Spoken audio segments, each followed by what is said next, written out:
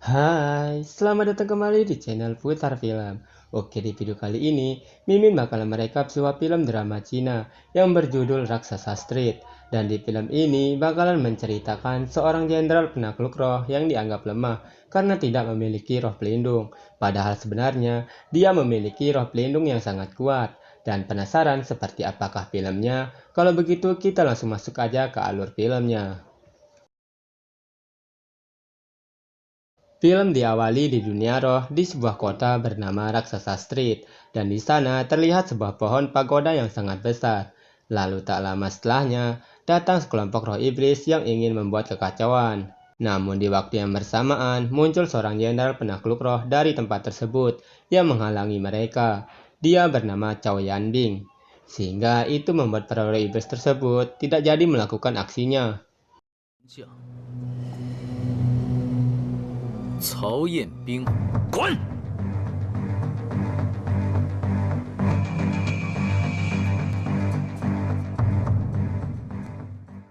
Kemudian beralih di dunia manusia. Di sana terlihat seorang wanita bernama Xialing sedang terburu-buru berangkat kerja. Lalu di jalan, dia sempat menabrak seorang pria pengantar makanan, dan ternyata itu adalah Yanbing. Namun karena sedang terburu-buru, Xialing pergi meninggalkan Yanbing di sana. Singkatnya, di kantor mereka kembali bertemu, karena yang mengantar pesanan makanan dari Xialing adalah Yanbing. Lalu di sana, Yanbing pun meminta bayaran ganti rugi atas makanan yang terjatuh di saat Xialing menabraknya tadi. 李基层啊，赔我卖钱，赔我精神损失费，赔钱赔钱赔钱，钱赔钱赔钱赔钱赔钱。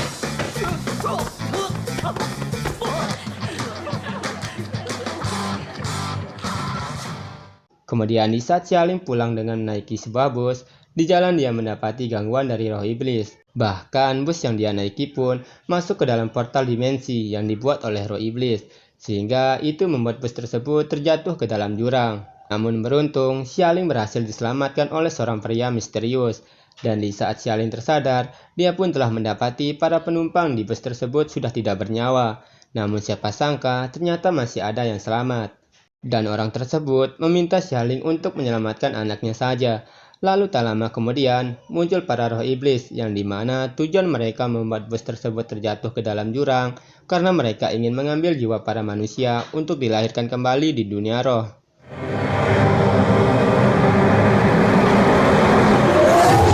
在这里死去，便会在领域中。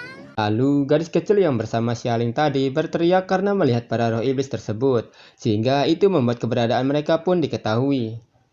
Namun beruntung mereka berhasil kabur, akan tetapi usaha mereka malah sia-sia karena para roh iblis tersebut berhasil mengepung mereka, dan gadis kecil tadi langsung dibunuh oleh mereka.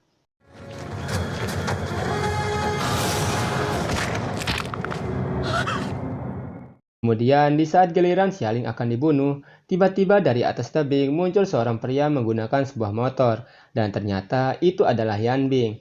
Lalu di sana, roh iblis tersebut meremehkan Yanbing karena dia tidak memiliki roh pelindung, dan pada akhirnya mereka pun bertarung.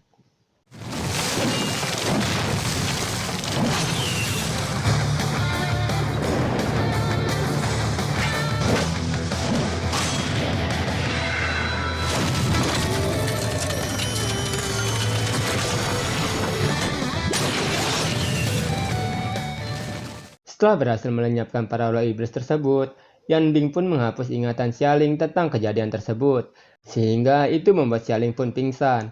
Lalu di alam bawah sadarnya, Xialing bertemu dengan pria misterius yang menyelamatkannya di awal tadi. Dan pria tersebut mengaku sebagai roh pelindung dari Xialing. Kemudian Xialing pun tersadar dan dia telah berada di rumah sakit.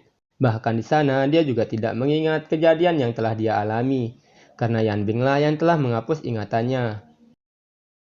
Lalu di kantor, terlihat Xialing dijauhi oleh rekan-rekan kerjanya karena mereka merasa akan celaka jika dekat-dekat dengan Xialing. Dan tak lama setelah itu, Xialing pun mendapatkan panggilan video dari seorang pria bernama Gui Pusantong yang merupakan inang roh atau orang yang memiliki roh pelindung. Dan dia memberitahukan Xialing kalau ada ancaman kematian yang akan datang padanya. Sehingga dia pun mengingatkan Xialing untuk berhenti sebelum keluar gedung dan jangan berjalan di dekat air dan jangan menyeberang sembarangan di jalan raya. Bahkan dia juga menyuruh Xialing pergi ke suatu alamat, karena itu bisa menyelamatkan hidupnya. Namun belum sempat memberikan alamatnya, Xialing malah mematikan panggilan video tersebut, karena dia mengira itu hanyalah orang iseng saja. Lalu di saat Xialing akan keluar dari kantor, dia pun hampir tertimpa oleh sebuah pot, dan dia pun teringat perkataan dari Gu Pusantong. 记住，在出门前停留一下。 Namun dia masih tidak percaya dengan perkataan itu, sehingga dia pun mencoba untuk berjalan di tepi sungai, dan tak lama setelah itu, dia pun hampir terjatuh ke sungai. Namun beruntung, dia diselamatkan oleh temannya. Di dunia roh, terlihat para roh iblis menemui jenderal mereka yang bernama Jenderal Pusi, dan di sana mereka telah mengetahui orang yang membunuh kelompok mereka, yaitu Yan Bing. Kemudian Jenderal Pusi pun tidak menyangka kalau Yan Bing yang tidak memiliki roh pelindung bisa menghabisi anak buahnya. Setelah itu, dia pun menugaskan anak buahnya untuk membunuh Yan Bing. Lalu, di saat Xialing akan menyeberangi jalan, tiba-tiba ada sebuah mobil yang akan menabraknya. Namun beruntung, pria yang mengaku sebagai roh pelindungnya muncul dan berhasil menyelamatkan dirinya.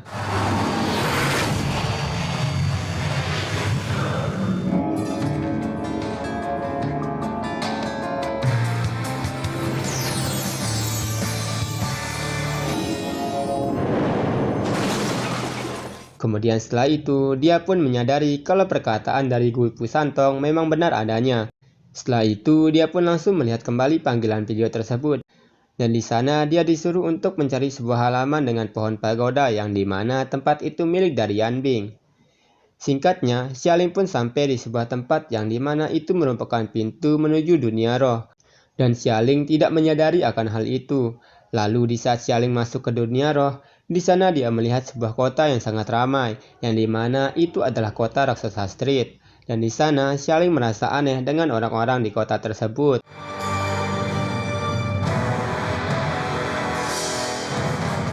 二师兄，这儿的人怎么都愿意拿记忆开玩笑？ Singkatnya, Xialing pun sampai di tempat Yan Bing. Dan di sana dia pun melihat para roh iblis, namun dia mengira kalau mereka sedang cosplay. Kemudian mereka pun memanggil Yan Bing bersamaan, dan tak perlu waktu lama Yan Bing pun keluar. Lalu Xialing pun terkejut mengetahui kalau Yan Bing adalah orang yang mengantarkan makanannya. Kemudian Yan Bing juga melihat para roh iblis yang telah berada di depan halaman rumahnya, yang dimana mereka ingin membalaskan dendam atas kematian teman-teman mereka kepada Yan Bing. Menyadari kalau situasi saat ini sangat berbahaya, dia pun menyuruh Xialing untuk masuk ke rumahnya. Dan di sana, Xialing bertemu dengan adik dari Yan Bing, yaitu Xuan Liang. Kemudian Xuan Liang teringat perkataan kakaknya untuk membunuh siapa saja yang masuk ke rumahnya. Lalu, dia pun langsung melemparkan pisaunya ke arah Xialing. Namun ternyata pisau tersebut mengarah ke seorang pria yang mengikuti Xialing, yang dimana pria tersebut memiliki kekuatan tak terlihat. Kemudian pria tersebut kembali menghilang dan menyerang Xuan Liang. Sedangkan di luar, Yan Bing sedang bertarung dengan para roh iblis, namun dengan sangat mudah dia bisa mengatasinya.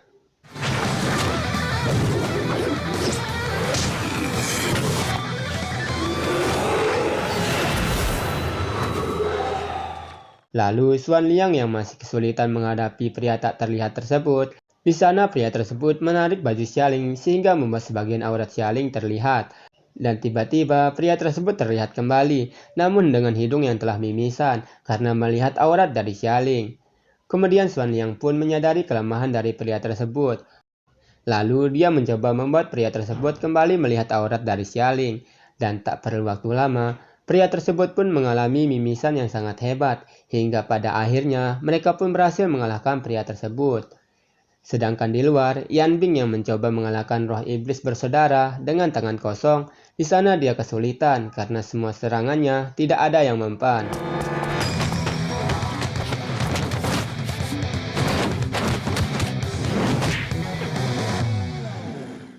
Dan tak lama kemudian, dia pun menyadari kalau tubuh mereka beresonansi, sehingga Yan Bing pun fokus untuk menyerang salah satu dari mereka, hingga pada akhirnya dia pun berhasil menguncinya. 死了！ 啊！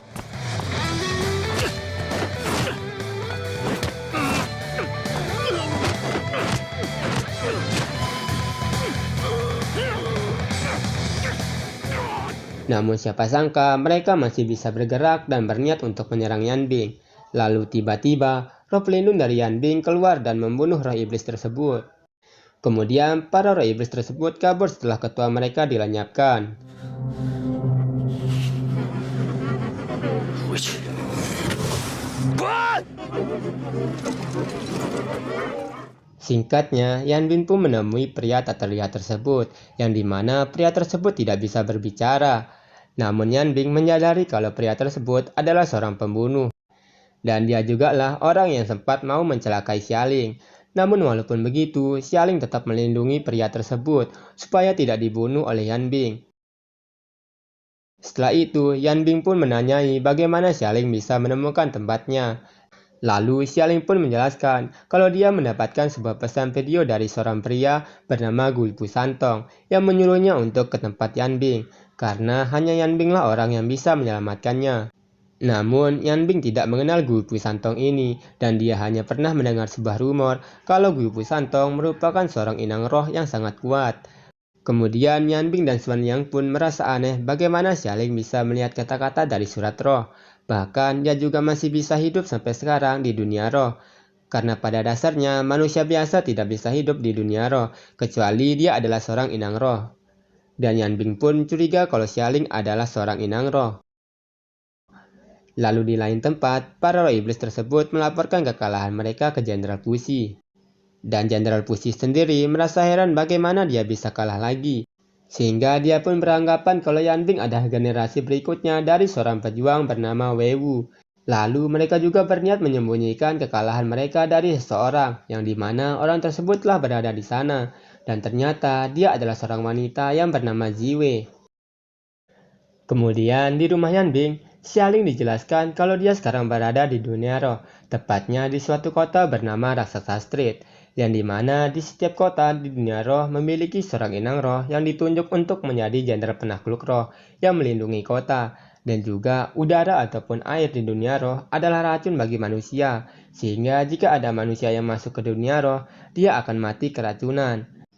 Namun berbeda dengan Xialing, karena dia adalah seorang inang roh atau orang yang memiliki roh pelindung di tubuhnya, sehingga itu juga membuatnya bisa keluar masuk ke dunia roh. 和人界完全不一样，所以一般的生物如果误入就会。那我现在中毒了吗？你不会了，灵人两界，从某种意义上来讲，你既属于人界。 Setelah selesai menjelaskannya, Yan Bing pun pergi untuk mengantarkan orderan makanan, dan juga dia akan mendatangi tempat Jenderal Pusi berada. Sedangkan di tempat Jenderal Pusi, di sana dia dibuat tak berdaya oleh Ziwei. Kemudian Ziwei melenyapkan Jenderal Pusi untuk menghilangkan jejak karena mereka memiliki sebuah rencana yang tidak ingin diketahui oleh orang lain. 封报告，头疼的可就是我。副师将军，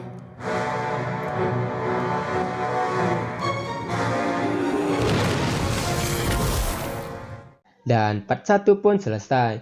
Oke, terima kasih buat teman-teman yang telah menonton video ini sampai akhir. Dan sampai jumpa di video selanjutnya. Dah.